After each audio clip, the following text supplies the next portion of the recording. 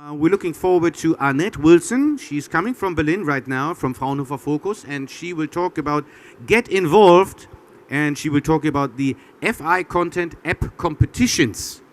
Now, Annette. Okay, can you hear me? Welcome. Yes, we can hear you. Okay, thank you for the introduction. So I'll do the first part of this presentation, and then the second part I'll hand over to Carmen McWilliams. So I'm going to talk about how you can get involved in FIcontent right now, and Carmen will talk about the future options for getting involved in FIcontent later on.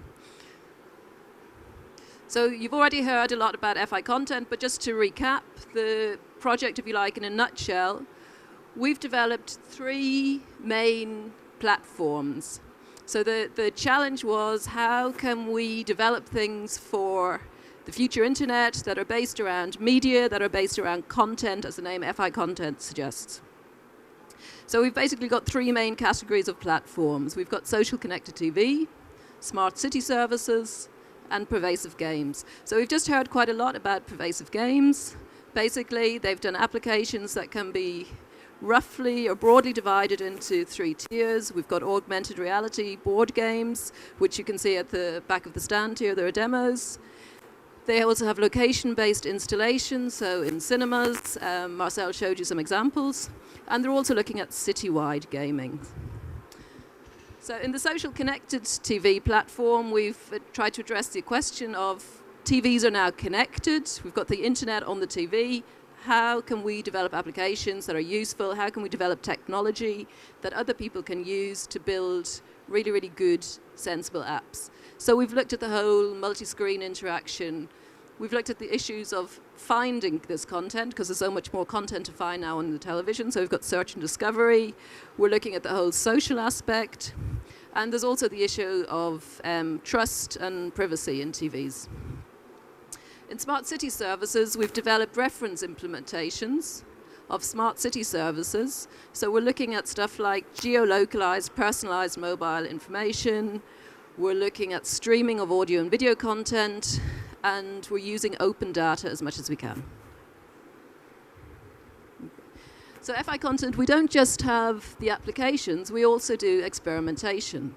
And we've got 6 experimentation sites based around Europe. In the UK, we've got the University of Lancaster.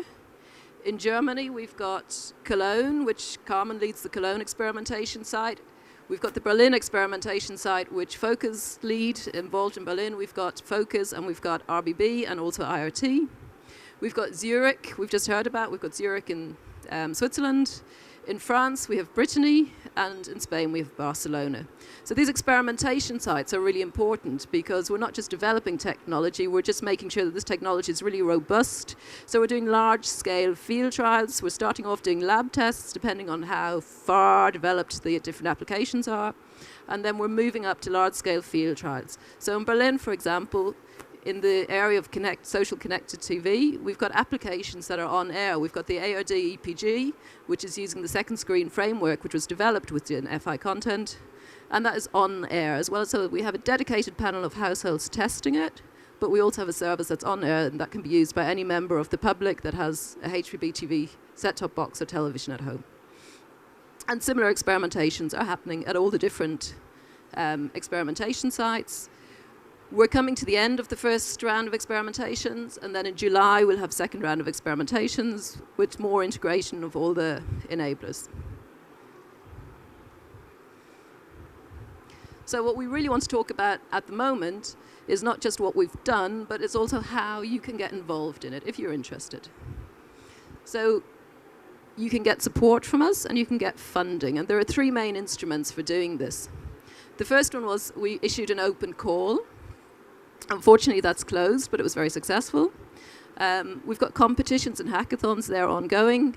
And then upcoming, we'll have phase 3. So Carmen will tell us more about phase 3.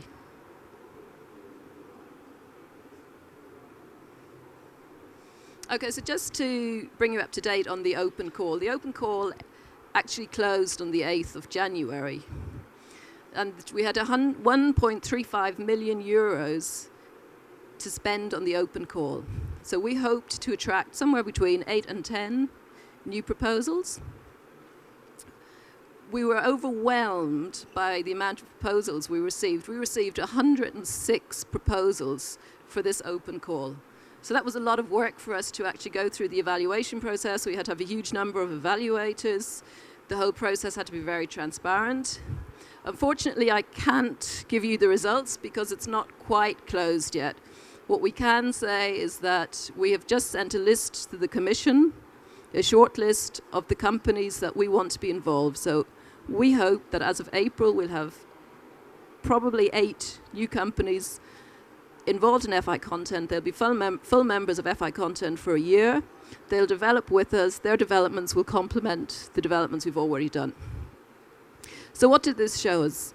It showed us that there's a lot of interest out there. It showed us that the technology that FIcontent and the whole FIPP program is developing, there's a need for it. People are interested in it. So we're very, very pleased about this. So the question is, obviously it's too late for you to get involved now in the open call, but what can you do? How could you get involved with us? Okay, well, as Marcel said, we've hosted a number of hackathons. We still have some upcoming, and we have competitions. So the photo you see here is from the hackathon we hosted at the NEM Summit. And this was a really good success, and it really showed how opening the whole project up helps us as a project also to learn, because new people are coming in. They've got completely new ideas about the technology that we've developed. So we had, for example, the game with the street signs was a result of the hackathon we had in NEM. Okay, Marcel also mentioned it, but we have on this weekend in Barcelona a hackathon for augmented reality games. Again, there are 4 challenges, and it's open to anyone, so it's probably a bit too late for any of you to get involved in on a practical level. But if you're interested, please feel free to follow us on Twitter and check out the website where we'll have the results of the open call. Okay. So where you can still get involved is the FIcontent Grand Challenge at the TVX. The TVX is probably the most important conference in Europe related to interaction on TV, interactive video. And this takes place in June, from the 25th to the 27th of June in Newcastle in the UK. So we have sponsored the challenge for this.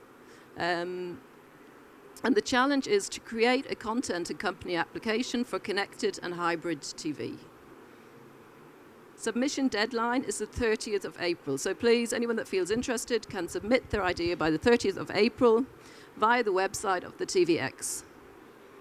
The winner will receive €1,500, but will also receive their travel paid and their accommodation. So they'll be able to come to the conference and present their results and talk to members of FIcontent. There'll also be members of the BBC there. So it's quite a good opportunity for young developers to get involved. In addition, there are 2 runner-up prizes of €750 each. So we think this is quite a good opportunity for people that are interested in developing interactive TV applications to get involved in the project. So we hope to have lots of applications there. So, and we've already heard, and we're also sponsoring a challenge at Dare to be Digital. Dare to be Digital is hosted every year at Alberta University, so that's in Dundee in Scotland. And it's the world's largest gaming competition for students. So again, ideas can be handed in by the 21st of April. So, and then 15 teams of students from around the world will be invited to create their applications. The actual contest then happens between the 16th of June and the 6th of August. And what's really, really good, the 3 best winners of the Dare to be Digital will receive BAFTA Ones to Watch awards. So these are really quite prestigious awards, and really, so far, have been very helpful to the young developers that have won them. So these are the 2 main competitions we have at the moment. There will be more competitions and more hackathons. We react as we go along. As we see opportunities, we react to them, and we open the project as we can.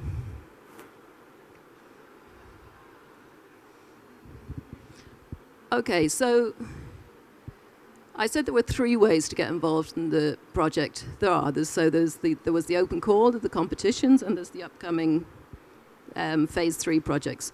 But also, if you're just interested in what we're doing in the project, you can have a look at our enablers, and maybe without getting funding, you'll just think you want to use them for your applications.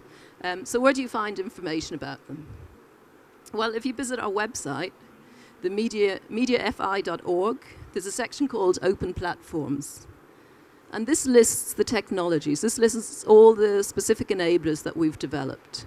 So you have a website that looks very similar to this with lots of tiles on it. Each tile represents a specific enabler. If you click on that tile, you'll receive all the information you need to know about the enabler. There's a description of the enabler, of the APIs. We've got descriptions of the terms and conditions, which is obviously of interest. What can you do with this? And also context. So if you think it's interesting, if you think you might be interested in use it, you've got the email address of the person that's responsible. So just drop them a line, ask them, and get involved. If you're more interested in the general architecture, if you find you haven't found all the information you need on the website, we also have a wiki. So the address is here. We've got wiki.mediafi.org. Again, more information. This is a living document. We're constantly updating it with the latest developments we have in our applications and our enablers. Again, it's open, it's public, so please feel free to consult it and use it. And please do not feel shy. Contact us. We're very, very encouraged by the reception we've had so far. We're very encouraged by the response we've had so far to the open call, to the competitions, and we found that we learn from it. So we're quite happy to answer questions, to have people get involved, to have people use the applications. So our message today is please approach us, get involved, try our stuff out, and let us know. And maybe we can join forces in phase 3.